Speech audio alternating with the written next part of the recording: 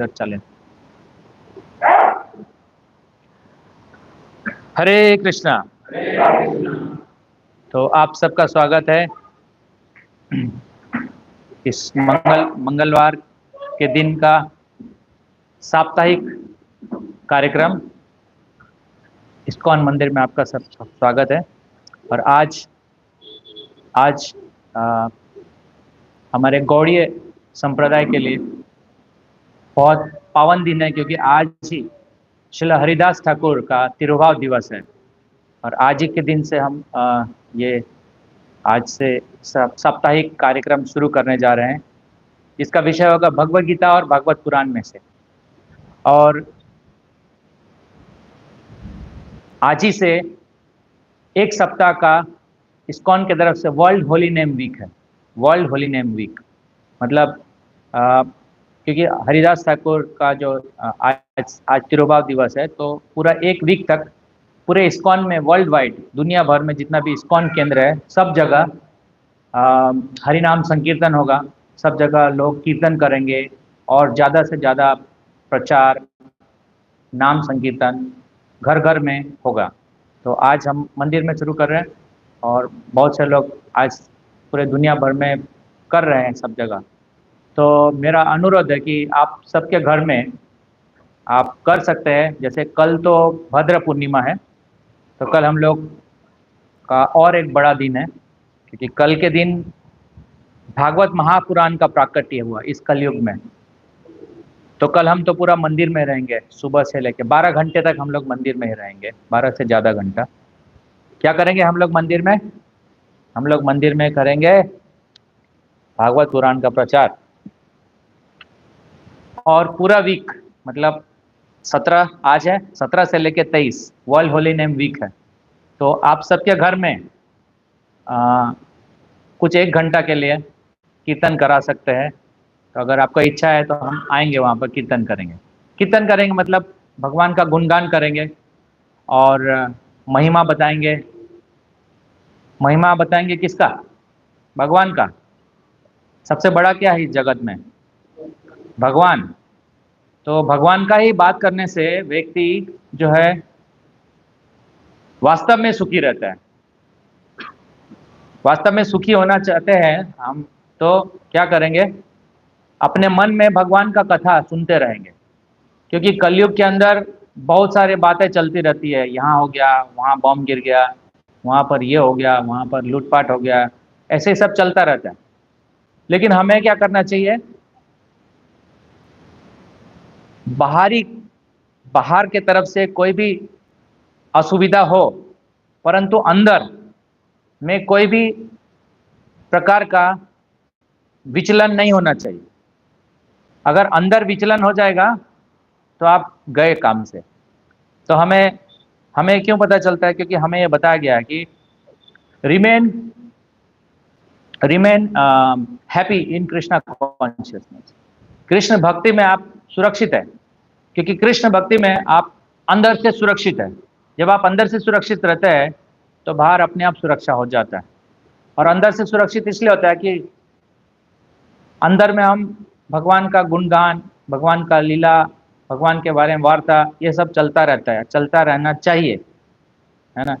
तो मनुष्य जीवन का उद्देश्य क्या है? अंतिम उद्देश्य है और परम उद्देश्य है कि हम जब शरीर छोड़ेंगे तो उस समय भी भगवान का नाम आना चाहिए हमारे मुख से, लेकिन वो होता नहीं है। क्यों नहीं होता? उसका कारण हम खुद है, क्योंकि हमने सुना नहीं। भगवद गीता में भगवान बोलते हैं, ये सब ज्ञान मैंने आपको दे दिया, अर्जुन को बता रहे हैं कि आप समझ गए। अगर नहीं समझे तो कहने का मतलब है कि फिर से मैं बताने के लिए तैयार हूं। आपको करना क्या है? अर्जुन को बोल रहे हैं कि आपको करना क्या है? मेरे आज्ञा का पालन करने से ही आप सफल हो जाएंगे। मेरे आज्ञा के पालन करना मतलब आप मेरे आज्ञा का पालन कर रहे हैं, मतलब आप सुरक्षित रहेंगे। लोग सुरक्षा की बात करते हैं। लोग आजकल हर जगह कैमरा लगा के रखते हैं, है ना। सिक्योरिटी पे, घर पे, दुकान में, हर जगह कैमरा लगा है। लेकिन आज हम ज़्यादा असुरक्षित है। बात सही है कि नहीं? हम ज़्यादा असुरक्षित है। इसलिए हमको ये सब का जरूरत लगता है। फिर भी चोरियां हो रही है, फिर भी गलत काम हो रहे हैं, आप रोक नहीं सकते इसको, क्योंकि मन में क्या है? मन में क्या है? मन में कचरा भरा हुआ है। मतलब कलयुग के लोगों का मन में कचरा भरा हुआ है। तब हम बोलेंगे उसके मन में कचरा भरा है, उसके मन में कचरा भरा है, मेरे मन में कचरा नहीं है, ऐसा हम लोग सोच रहे हैं। लेकिन कलयुग का स्वभाव ही है कि मन में कचरा है। कचरा है तो कचरे को निकालने के लिए भी भगवान ने बताया है, विधि बताया है। लेकिन हम तैयार रहेंगे? तैयार है तो हमें मिलेगा, सुनने को मिलेगा। मन को साफ रखना चाहिए। कैसे साफ होगा? यही विधि है, हरि नाम से, भागवत के पठन से, भागवत के चर्चा से मन शुद्ध रहेगा, तो मन में दूसरा चीज प्रवेश ही नहीं करेगा। श्रील प्रभुपाद बताते हैं कि ये भारत का कर्तव्य है, भारत का कर्तव्य है। चैतन्य महाप्रभु ने बताया जिस प्रकार से, भारत भूमिते हईले मनुष्य जन्म जार, जन्म सार्थक करी परोपकार। भारत में जो भी जन्म लिया है ना, उनका बहुत बड़ा जिम्मेदारी है। आप समझते हैं? जिम्मेदारी है, क्योंकि भारत में जो उपलब्ध है वैदिक ज्ञान, वो कहीं पर भी उपलब्ध नहीं है। लेकिन हम भारतीय लोगों को इससे कोई लेना देना नहीं है, हम ऐसे ही समय बर्बाद करते जा रहे हैं। इसीलिए भक्तिवेदांत स्वामी प्रभुपाद ने ज्यादा से ज्यादा बताया है कि भागवत का प्रचार हो। हम देखेंगे, ये दिख रहा है ना आपको, कैमरा में दिख रहा है ना, तो भागवत का प्रचार हो। यही दुनिया को अशांति से, असुविधा से, अराजकता से बचाएगा, ये भागवत पुराण। ये श्रील प्रभुपाद को उनके गुरु महाराज ने बताया था कि आपको जो प्रचार है वो पश्चिम जगत से शुरू करना है और पूरे विश्व में करना है। तो प्रभुपाद जी ने वो करके दिखाया। अब अगर हम प्रभुपाद के फॉलोअर हैं, अपने आप को प्रभुपाद के फॉलोअर बोलते हैं, तो हमें प्रभुपाद जी ने जो करके दिखाया, उनके जो कार्य हैं, जो वो कराना चाहते हैं हमसे, यानी भगवान कृष्ण ही कराना चाहते हैं हमसे, जो प्रभुपाद जी करके दिखाया, वही हमको लेना है। अगर हम सच्चे बच्चे हैं तो, हमारे पिता के अच्छे पुत्र होते हैं, तो पिता का जो कार्य है वो बच्चा पूरा करता है कि नहीं? तो ही उसको बोलते हैं ना अच्छा बच्चा, नहीं तो बेकार का बच्चा है ना। तो उसी तरह से हम लोग प्रभुपाद जी के परंपरा में हैं। प्रभुपाद किस परंपरा में? प्रभुपाद जी के गुरु कौन है? भक्ति सिद्धांत महाराज, है ना। उनके गुरु कौन है? गौरकिशोर दास बाबा। इस तरह से हम आगे जाएंगे तो पता चलेगा चैतन्य महाप्रभु, और चैतन्य महाप्रभु के गुरु है ईश्वर पुरी, ईश्वर के पुरी के गुरु है माधवेंद्र पुरी। और आगे जाते हुए परंपरा में मध्वाचार्य, फिर बाद में वेद व्यास, फिर बाद में नारद मुनि, और बाद में ब्रह्मा जी, और ब्रह्मा जी के बाद श्री कृष्ण है। यानी कि प्रभुपाद जी किस परंपरा में है? इस परंपरा में है ना, जो भक्त संबंधित है। इसलिए अगर हम प्रभुपाद जी से कांटेक्ट में रहेंगे, प्रभुपाद जी को बात मानेंगे, यानी कि इस्कॉन के अंदर हम हैं, तो इस्कॉन के अंदर प्रभुपाद जी है, प्रभुपाद जी मुख्य है। इस्कॉन मतलब प्रभुपाद। तो प्रभुपाद जी की आज्ञा को हम मानेंगे तो हम क्या करेंगे? हम प्रभुपाद जी के अच्छे फॉलोअर हैं, है ना। तो अगर हम फॉलो करते हैं तो प्रभुपाद जी को प्रसन्नता होगी, ठीक है। तो वही हमको करना है। तो प्रभुपाद जी बोलते हैं कि India has failed to broadcast the message of Bhagavat, and that is why the whole world is in problem, समस्या है ना। तो ये बात समझ गया प्रभुपाद जी ने। इसलिए प्रभुपाद जी क्या कर रहे हैं? सब जगह भगवान का जो संदेश है यथारूप प्रचार कर रहे हैं। क्या है भगवान का संदेश? जो गीता और भागवत में दिया है वही भगवान का संदेश है, वही जीवों का वास्तविक में कल्याण कर सकता है। अब हम देखेंगे आज के कक्षा में कि लोग पूछते हैं ये है भगवत गीता, और उनको हम दिखाते हैं तो बोले ये देखिए ये भगवत गीता है, और ये है दिख रहा है ना, ये भगवत गीता है और ये भागवत पुराण, ये भागवत पुराण का प्रथम स्कंद है। अब हम खाली आज के कक्षा में, ये इंट्रोडक्शन है, हम बताना चाहते हैं कि दोनों में क्या अंतर है। लोग पूछते हैं दोनों क्या है, लोगों को लगता है ये भी है ये भी है, लेकिन उनको पता ही नहीं होता उनके घर में क्या है। घरों में कचरा है, तो घरों में से कचरा निकाल के हीरा रखिए, हीरा, ये है हीरा, है ना। इसको पढ़ेंगे तो ये अमृत का काम करता है। तो दोनों क्या है, ये भगवत गीता और ये है भागवत पुराण, दोनों क्या है। तो जो है भगवत गीता वो है जो भगवान ने आज से 5000 साल पहले उन्होंने जो अर्जुन को ये ज्ञान दिया था 5000 साल पहले। तो उसमें क्या है, भगवत गीता में क्या है, क्या विषय है, आप लोग को पता भी होगा। तो भगवत गीता में 5 विषय है ना। ईश्वर के बारे में बताया गया, ईश्वर कौन है, कंट्रोलर, भगवत गीता में बताया ईश्वर। फिर जीव कौन है, प्रकृति क्या है, काल क्या है, कर्म क्या है, और क्या बचा, हाँ, ईश्वर, जीव, प्रकृति, काल और कर्म, ये 5 चीज के बारे में भगवान ने बताया है।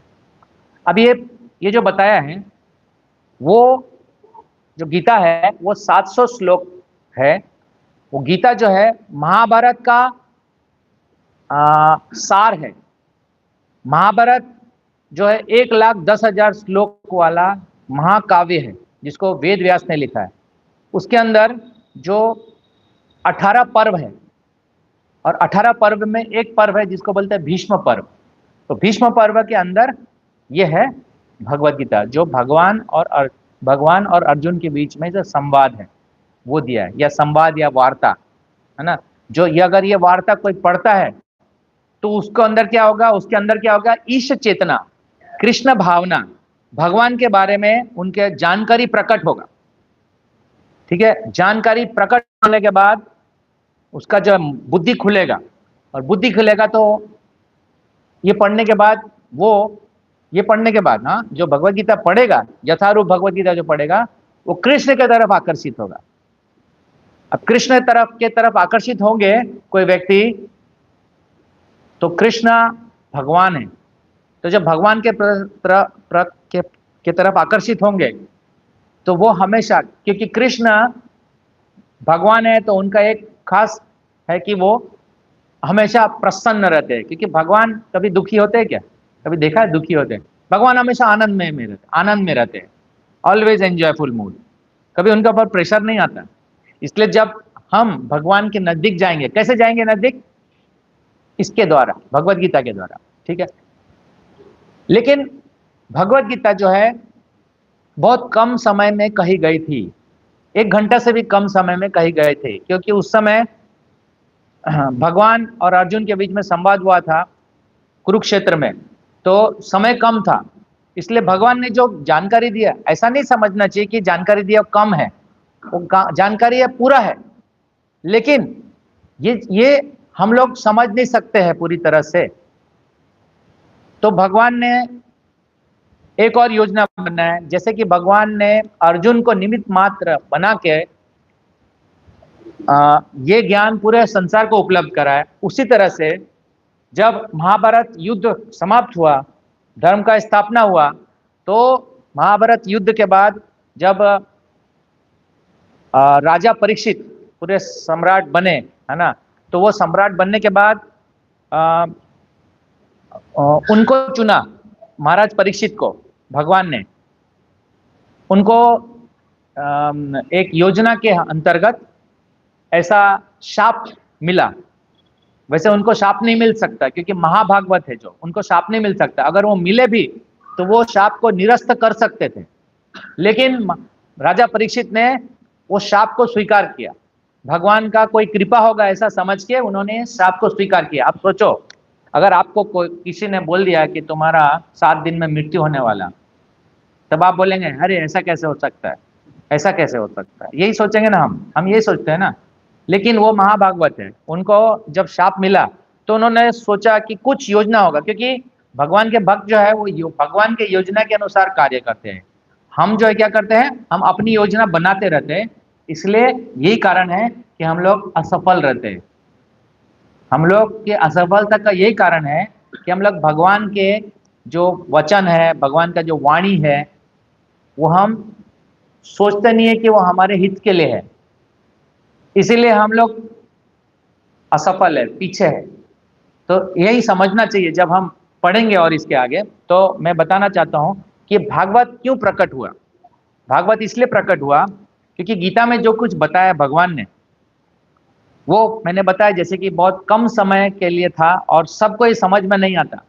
इसलिए भगवान ने एक योजना बनाया, परीक्षित महाराज को निमित्त बनाकर परीक्षित महाराज 7 दिन तक कथा सुने सुखदेव गोस्वामी से। तो वो जो कथा सुना उसमें और डिटेल बात हुआ है। वो डिटेल इसलिए बात हुआ कि जब हम कोई बात को कहानी के रूप में समझते हैं तो याद रहता है। याद रहता है कि नहीं? हम खाली आपको बताए, जैसे भगवान बताए कि देहिनो अस्मिन् यथा देहे, आत्मा का देहांतर होता है, एक शरीर छोड़ के दूसरे शरीर में देहांतर होता है, ये आप समझ लिया। लेकिन आपको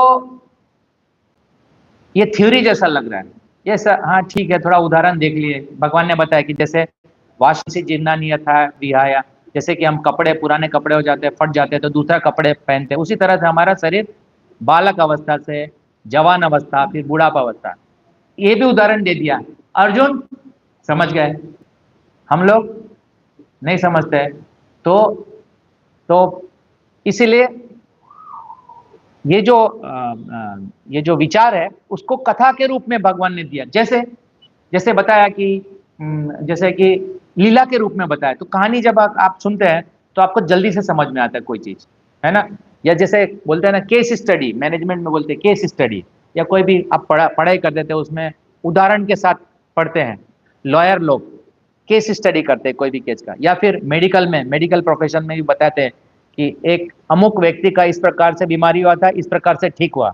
तो केस स्टडी आप सुनते हैं तो आपको वो जो आपने थ्योरी में पढ़ा वो आपको अच्छे से स्पष्ट हो जाता है, समझ में आ जाता है, ठीक है। तो ये जो है भागवत पुराण, वो भगवत गीता का व्यवहारिक ज्ञान है। इसलिए हम स्ट्रेस करते हैं बार बार, क्योंकि कलयुग के लोगों को ये जल्दी से समझ में आएगा क्योंकि कहानी के रूप में, इसलिए हम स्ट्रेस करते हैं ज्यादा से ज्यादा ये डिस्ट्रीब्यूट किया जाए। कैसे मैं बताऊं, एक कथा आता है इसके अंदर, छठवें स्कंद में आता है अजामिल कथा। हाँ, छठवें स्कंद में अजामिल कथा आता है। तो उसमें वो कथा के रूप आप सुनेंगे कथा तो पता चलेगा कि स्वर्ग लोक कहाँ होता है, नरक लोक में क्या होता है, क्या यातनाएं दी जाती है, ये पता चलेगा आपको। कहानी से पता चलेगा कि किस प्रकार से अजामिल को दर्शन हुआ, यमदूत का दर्शन हुआ और यमराज के दूतों का, यमदूत जो है यमराज के दूत है और विष्णु के दूत का भी दर्शन हुआ। तो वो आप कहानी पढ़ेंगे और ऐसा नहीं कि किसी ने लिख दिया, ये हुआ है वास्तव में। उसी तरह से चित्रकेतु का कथा पढ़ेंगे आप, राजा चित्रकेतु का कथा पढ़ेंगे तो उससे पता चलेगा आपको कि कैसे बालक जन्म लेता है, फिर माँ बाप को बहुत खुशी होती है, फिर वही बालक अगर खराब काम करता है तो वही माँ बाप फिर बहुत दुखी होते हैं। तो उसमें आप दिखेंगे कि वो बालक का नाम रखा था प्रसन्न शोक, प्रसन्न शोक ऐसा रखा गया था उस बालक का नाम। चित्रकेतु महाराज के कथा में आता है।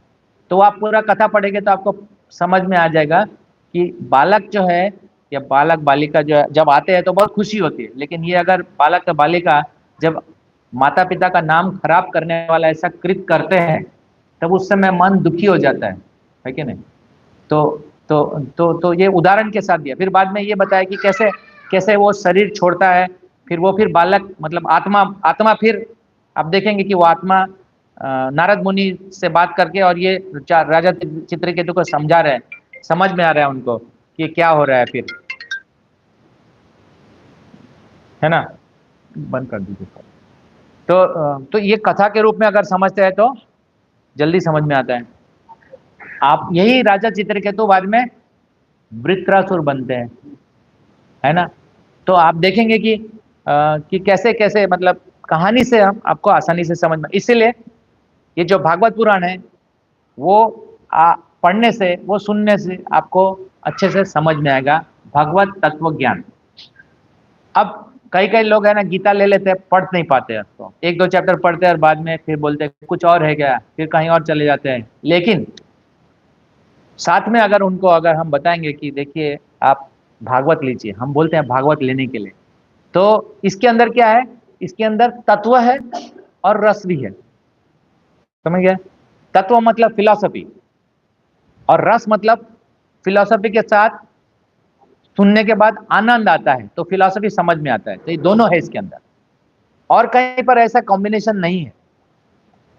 कहीं दूसरा पुराण होगा तो उसमें खाली रस होगा, लेकिन इसमें दोनों चीजें। हाँ ठीक है।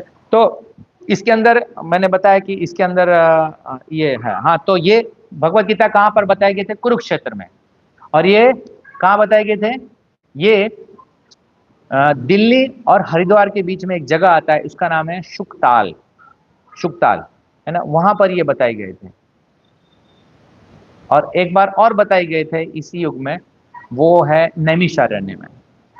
तो ये दो जगह बताई गई थी। तो हमारे पास ये जो भागवत उपलब्ध है, इसमें सुखदेव गोस्वामी और राजा परीक्षित के बीच में संवाद है, और बाद में शौनक ऋषि और सुत गोस्वामी के बीच में संवाद है। तो ये होता है इसके अंदर। तो इस तरह से है। और इसके अंदर भागवत जो है तत्व ज्ञान है, और भागवतम जो है जैसे मैंने बताया कि कथा के द्वारा प्रस्तुत किया गया है, तो हमको समझ में आएगा। ठीक है। अब इसमें इसको और भी नाम बोलते हैं, जैसे इसका नाम है श्रीमद् भागवतम, या भागवत पुराण, या महापुराण। ये सब इतने सारे नाम हैं, लेकिन पुराण। लेकिन ये अब मैं बता दूं पुराण कितने हैं, है ना। पुराण का लिस्ट मैं बताऊंगा आपको। पुराण का लिस्ट ऐसा है, ये क्योंकि जरूरी है जानना, जो लोग प्रचार करते हैं और उसको उत्तर देना पड़ता है। तो टोटल 18 पुराण है।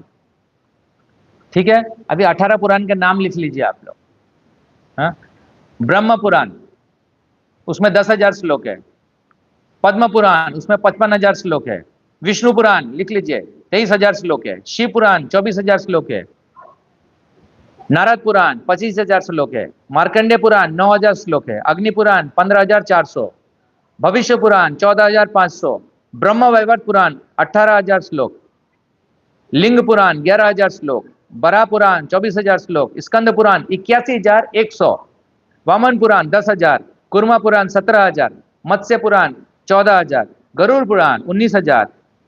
ब्रह्मांड पुराण 12,000। ये हो गया टोटल 17। और ये है भागवत महापुराण। इसके अंदर केवल 18,000 श्लोक है। ठीक है। तो मतलब ये पहला स्कंद है, जो लोग वहां देख रहे हैं वीडियो में, पहला स्कंद है खाली, ऐसे 12 स्कंद है। तो ये महापुराण है। अब महापुराण क्यों है ये भी बता देता हूं मैं आपको। सभी पुराणों में, जैसे मैंने बताया गीता में 5 विषय है, आपने बताया। अभी सभी पुराणों में 5 विषय है। वो कौन सा विषय है? वो है वो विषय है सर्ग, दूसरा है विसर्ग, तीसरा है स्थानम, चौथा है पोषणम, पांचवा है उत्ति। ये 5 हो गया। ये 5 जो विषय है, ये सभी पुराणों में है। लेकिन भागवत महापुराण में 5 और विषय है। इसका मतलब है भागवत महापुराण में 10 विषय है। वो 10 विषय कौन से है? ये 5 तो विषय ही है, और 5 और है। वो कौन सा है? मनवंतर का, हाँ मनवंतर। दूसरा ईशानु कथा, भगवान के अलग अलग अवतारों की कथा, जैसे नरसिंह देव, वामन देव, है ना, कुर्म देव, सबका कथा है। फिर अलग अलग मनवंतर में अलग अलग भगवान अलग अलग युग में प्रकट होते हैं, है ना। ये हो गया। फिर तीसरा है निरोध। जैसे सृष्टि क्या होता है? पहले सृष्टि होती है, फिर बाद में स्थित होती है, फिर बाद में प्रलय होती है। 3 चीज होता है, जनरेशन, ऑपरेशन, डिस्ट्रक्शन। GOD मतलब ऐसा नहीं है, लेकिन जी से जनरेशन मतलब सृष्टि का प्राकट्य, उत्पत्ति। फिर बाद में सृष्टि को पालन करते हैं, और जब कुछ समय के बाद, पालन करने के बाद, क्योंकि भौतिक चीज है, हर चीज को डिस्ट्रॉय होना है, तो डिस्ट्रॉय होने के लिए फिर संहार। तो वो भगवान के अलग अलग रूप करते हैं। मैं बाद में बताऊंगा, नेक्स्ट कथा में बताऊंगा कि अलग अलग प्रकार के कौन कौन से अवतार होते हैं, अगले क्लास में बताऊंगा। तो ये हो गया। तो सब मिला के जितने श्लोक है, हाँ, मुक्ति हो गया और आश्रय, टोटल 10 विषय हो गया। ये महापुराण में है। और पुराणों में नहीं होगा, महापुराण में, यानी एक ही है पुराण जिसमें ये पूरा 10 विषय कवर किया हुआ है। ठीक है, इसलिए इसको पढ़ना आवश्यक है। ठीक है, फिर ये सब मिला के अगर सब पुराण को मिलाएंगे तो कितने श्लोक होंगे? पद्म पुराण में कितने श्लोक है आपको याद करने का जरूरत नहीं, खाली आप पुराण के नाम याद रखिए, बाद में धीरे धीरे अभ्यास होते होते प्रचार करते करते आ ही जाता है। पद्म पुराण में 55,000, जो प्रचार करते हैं उनको पता रहता है क्योंकि वो पूछते लोग, है ना। प्रचार बहुत जरूरी है, इसलिए जो लोग सोचते हैं कि हम भाद्र पूर्णिमा के दिन ही प्रचार करेंगे, बाकी दिन हम सोते रहेंगे, तो वो सोते ही रहेंगे वास्तव में, है ना। वो प्रगति, जो ऐसा सोचते हैं ना कि अभी मेरे पास टाइम नहीं है या फिर मैं बहुत व्यस्त हूँ, तो वो व्यस्त रहेंगे, हमेशा संसार में व्यस्त रहेंगे। आपको सच में बता रहा हूँ मैं, अगर आप कुछ करना चाहते हैं हमारे प्रभुपाद जी के लिए, हमारे भगवान कृष्ण के लिए कुछ करना चाहते हैं, तो हम सबको प्रयास करना पड़ेगा। मेरे को अकेले प्रयास करने से नहीं होगा, मैं प्रयास करूँ, उधर नंदई प्रभु है, उधर मनोजवा प्रभु है, उधर जतिन है, उधर अंकित है ना, उधर निर्मल है, उसिका प्रभु है, और कौन है प्रयास करते हैं, वो है इधर, कौन है सर, और कौन है, हाँ हाँ हाँ मनु भाई, हाँ मनु भाई। तो ये छोटा छोटा लोग प्रयास कर रहे, मतलब छोटे छोटे टुकड़ों में प्रयास कर रहे हैं। इतने सारे लोग बैठे हैं तो उनको भी प्रयास करना चाहिए कि नहीं? करना क्या है, प्रयास करना, प्रयास कैसे करना है वो भी बताऊंगा मैं आपको। तो ठीक है, मैं बता रहा था कि ये जो पुराण है सब मिला के सबको सम करेंगे तो कितना श्लोक होगा पता है आपको? 4 लाख श्लोक हो जाएंगे सब मिला के। आपको 4 लाख पढ़ना पड़ेगा। और फिर महाभारत 1,10,000, कितना हो गया? 5,10,000। और फिर रामायण के 24,000, है ना। तो पढ़ते रहिए घर में, इसलिए जो आचार्य बोलते हैं वो करना चाहिए। महाप्रभु ने बताया है, जारे दाखो तारे कहो कृष्ण उपदेश, आमार आज्ञा गुरु है तारे देश। प्रभुपाद जी इस परपोर्ट में, इस भावार्थ में बताते हैं कि हम जो भी भारत में जन्म लिए उनका कर्तव्य है कि हम भगवान का नाम का प्रचार करें, भगवान के ज्ञान का प्रचार करें। और प्रचार कैसे करेंगे? 2 मुख्य चीज से प्रचार करेंगे। प्रथम है भगवत गीता और यह दूसरा भागवतम। तो घर घर में जाकर हमको ये प्रचार करना चाहिए, तब हम कहलाएंगे भारतीय, नहीं तो आप फॉरेनर हो जाएंगे, आप बाहर के लगेंगे। यानी खाली तिलक लगाने से नहीं होगा, मुझे पालन करना पड़ेगा। हिंदू बोलने से नहीं होगा, मुझे सनातन धर्म को ठीक से समझना पड़ेगा, तब हम बोल सकते हैं कि हम सनातन धर्म के अनुयायी हैं। कुछ करना पड़ेगा धर्म के लिए। अगर हम धर्म के लिए हम नहीं जाएंगे तो धर्म हमारा रक्षा नहीं करेगा। धर्म के लिए हमें आगे जाना पड़ेगा। अगर हम सोते रहे घर में तो वही होगा जो आक्रमण होते आ रहा है ना। तो ये सब इतना सारा करने के बाद खाली आपको 5 लाख से ज्यादा श्लोक को याद नहीं करना पड़ेगा, केवल 18,000 श्लोक, वो भी याद नहीं करना है। आप धीरे धीरे आपको याद हो जाएगा, कुछ प्रयास नहीं करना है आपको, खाली इसको स्लोली स्लोली पढ़ते जाना है, पढ़ते जाना है।